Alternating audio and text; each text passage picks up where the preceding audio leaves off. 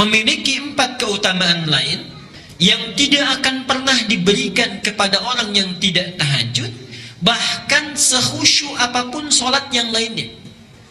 Misal, antum sholat fardunya khusyuk luar biasa, tapi nggak tahajud, nggak akan dapat yang 4 ini.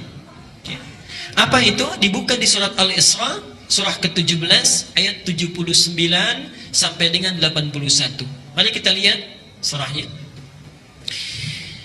Wa minal laili fatahajjad bi nafilatan laka. Pengantarnya ini, perhatikan gue ya, Pak.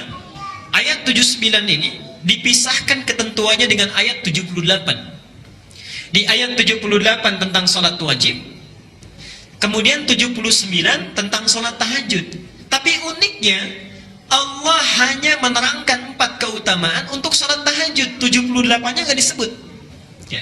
Kita lihat ya. Aqimis sholata liduluki syamsi ila ghasaqil laili wa qur'anal fajri.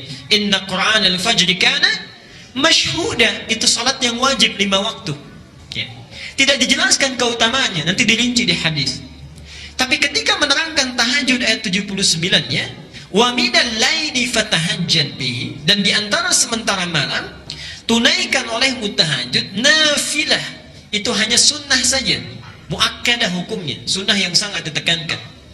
Tapi ibadah nafilah ini, subhanallah, tidak didiamkan oleh Allah, langsung dilengkapi ayatnya. 1, asa an yab'atsaka rabbuka maqaman mahmuda.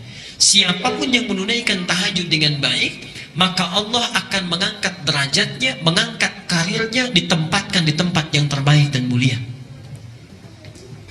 Jadi, Pak, saya seringkali rewel ya, cerewet kepada para ayah.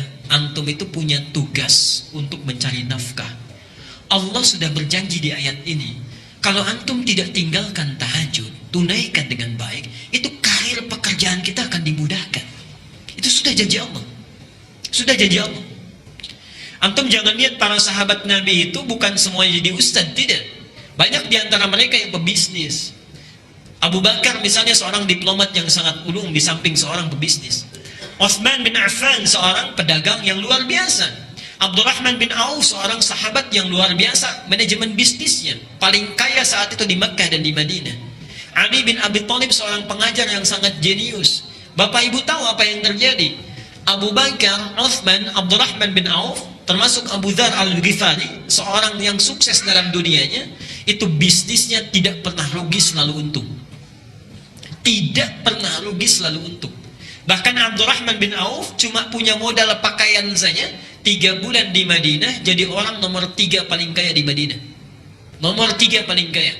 Hartanya seperempatnya 80.000 dinar. Modalnya cuma pakaian, 80.000 dinar. Sekarang 1 dinar 2,5 juta. Setengah T kurang lebih dalam 3 bulan. Untanya 10.000 ekor dalam 3 bulan. Subhanallah. 10.000 ekor. Sekarang 1 ekor itu 15 juta paling murah. Ya. Dombanya tak terukur. Setelah 1 tahun, 1 tahun itu jadi orang paling kaya di Madinah yang kapaknya saja terbuat dari emas. Antum 3 bulan sudah dapat apa? Oke, mari kita lihat apa yang terjadi. Mereka sahabat yang sangat sibuk, luar biasa pekerjaannya, dan pergi kemana-mana. Pak, dinasnya itu kemana-mana. Utsman itu kadang dinas ke tempat ini, kadang dinas ke tempat itu, dan sebagainya. Tapi jangankan wajibnya, sunnahnya dikerjakan. Siamnya jalan, tahajudnya jalan, dan sebagainya. Sahabat yang sangat sibuknya luar biasa. Bahkan diantara mereka disebut oleh Rasulullah akan masuk surga tanpa hisab, masih mau tahajud, masih mau menunaikan siam sunnah. Antum, saya, kita semua yang masih belum jelas nasibnya di akhirat, surganya belum jelas, itu kan? Kemudian ibadahnya juga belum maksimal, dunianya belum tentu tercapai. Maka lebih layak kita untuk semakin bersemangat dalam menunaikannya. Jadi pesan saya, kalau antum masih aktif bekerja dimanapun, jangan tinggalkan tahajud. Allah sudah berjanji. Dan kalimatnya asa, bukan la'alla. Dibeda antara asa dengan la'alla. Kalau la'alla itu harus usaha keras dulu, sungguh-sungguh, baru dikasih. Asa tidak. Asa selama kita ikhlas menunaikannya, sekalipun kuantitasnya mungkin sedikit, itu Allah langsung berikan. Allah langsung berikan. Karena itu penaklukan kota Mekah itu tidak menggunakan la'alla, pakai asa. Pakai asa kalimatnya di Quran. Saya teruskan itu satu. Yang kedua, kita lanjutkan dulu. Allah berjanji akan memudahkan setiap awal aktivitasnya. Bahkan hebatnya tahajud, langsung kita yang diminta oleh Allah. Asa yab'atsaka rabbuka maqaman mahmuda. Kalau engkau bangun tahajud, karirmu, pekerjaanmu akan dimudahkan oleh Allah, ditempatkan di tempat yang terbaik. Kemudian diperintahkan kita waqul, katakan. Saat tahajud itu mintakan kepada Allah, Rabbi adkhilni mudkhala sidqi. Duhai Allah, mudahkan setiap aktivitas yang akan saya awali. Di antum kalau punya persoalan, misalnya akan memulai pekerjaan, ibu akan memulai aktivitas, anak akan memulai sekolah, mulai kuliah, bangun malam, ini perintah Allah, katakan di malam harinya, ya Allah mudahkan setiap saya akan mengawali aktivitas. Janji Allah yang kedua, Allah akan mudahkan setiap aktivitas yang dia lakukan. Yang ketiga, Allah akan lepaskan, bebaskan dia dari segala kesulitan yang sedang dialami. Wa akhrijni mukhraja sidqin. Kalau di kantor itu enak saja atau kadang ada kesulitannya, Pak? Ibu juga begitu ya. Pekerjaan kan tidak selamanya mulus.